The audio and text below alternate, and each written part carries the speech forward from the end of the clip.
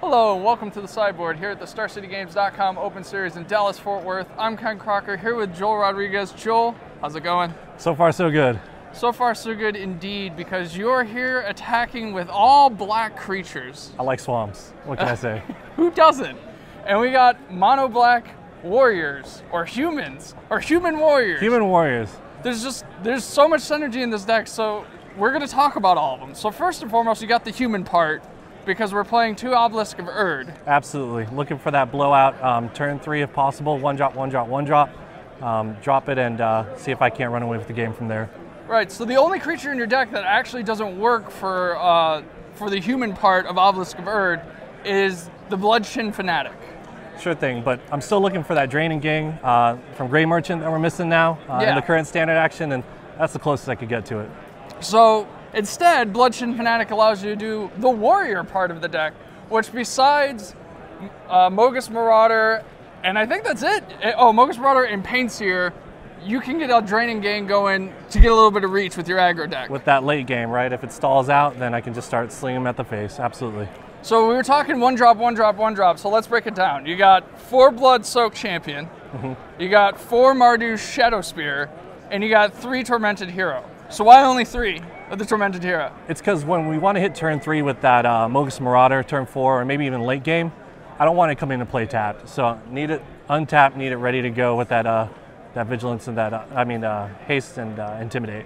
Fair enough. So your 2 drops are Painseer and Bloodshin Rager? What does Bloodshin Rager even do? The all-star of the deck. So first things first, people love sneaking in attacks, thinking that they can race me down. They leave 1 to 2 creatures behind. I drop that maybe with or without a Mogis Marauder, and it gets me through Abzan is all that matters. You leave that Siege Rhino back, I'm going to sneak past it. And that's really all that's there to do. And maybe every once in a while, if I get lucky with mono red, I drop a couple tokens. Elspeth drops a couple tokens. I can sneak past those too. Nice, nice. And then you finally got your big 3 drops, because that's pretty much as big as we get in this deck. We got the aforementioned 4 Mogis Marauders. We got 4 Mardu Strike Leader and 2 Bloodshin Fanatics. So the Mardu Strike Leader, how well has this worked with the rest of the deck? Because it's got that synergy with the Warriors as well. It's the card of the deck. So I think someone's called it once before the Black Goblin Rabblemaster, right? Black Goblin Rabblemaster. You heard it here first. Maybe not as good, but it's definitely going to get its value out. Really, this deck was looking to go at Esper Dragons, so I'm going to be dashing all day, getting that value in, and then just picking it back up at the end of the turn. If I get lucky, Obelisk it out, drop some 4/3s behind while I'm at it. That's pretty impressive. And for an aggro deck, we have a lot of reach here, right? We have the Mogis Marauders possibly sneaking in. Absolutely. We have the Mardu Shadow Spear, get a little ping action going on. One life comes in handy. And we got the Bloodshin Fanatic sacking for some Draining Game. Now, speaking of reach, we have 4 copies of Sign in Blood. So have we done the Sign in Blood kill yet? Yes, we did. Yes, we did. Excellent. I think that was round 1. Control player, straight to the dome. It was great. He did not see that coming. No. and then to fill out the spells of the deck, we got 3 Bioblight and 2 Ultimate Price. So absolutely. Why did you come with this configuration of Bioblights and Ultimate Prices? The Bioblights, it's just to make sure nothing runs away with the game. Mono red gets out of check with the goblins. Mantis Rider in the air will take you out. I can't keep up sometimes. And it's really just to kind of sneak in those larger creatures too. Stormbreath decides to block. As long as it's a 2/2, my guy's walking away from it.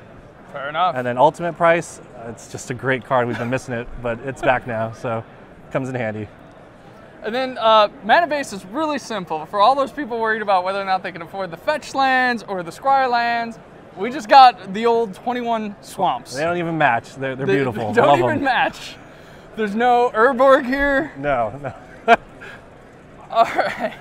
And then, to be fair, this is the 61 card special. It sure is. So if you had to make, I can't cut anything. You can't cut anything. I can't cut anything. I've tried. I thought about pulling out an Ultimate Price, thought about pulling a Bioblight.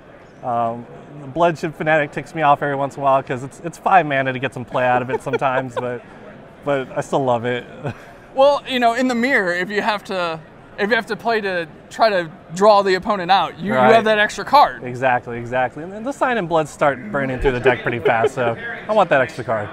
All right, and then in the sideboard, we have your usual kind of mono black stuff. We got Thoughtseize, Self-Inflicted Wound, Duress, but we also have a spicy 4-of in Master of the Feast. Absolutely. So for those of you who don't know what Master of the Feast does, tell me what it does. All right, so it's going to be your 3-drop 5/5 flyer.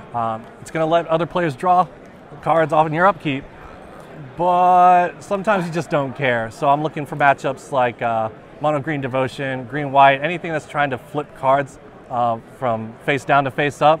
I love it because odds are you're trying not to remove me or my creatures, so I'm going to outrace you. And once or twice I've even obelisked on demons for that, and it gets pretty ugly. You just have all the angles covered. Exactly. 7/7 demons coming at you. It's great.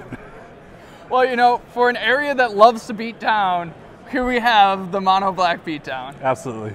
Well, Joel, thanks for taking the time to side us in from the sideboard. We really appreciate it, and good luck with the rest of your rounds. All right, thank you. All right, and you guys stay tuned for more standard action at the Star City Games Open in Dallas, Fort Worth.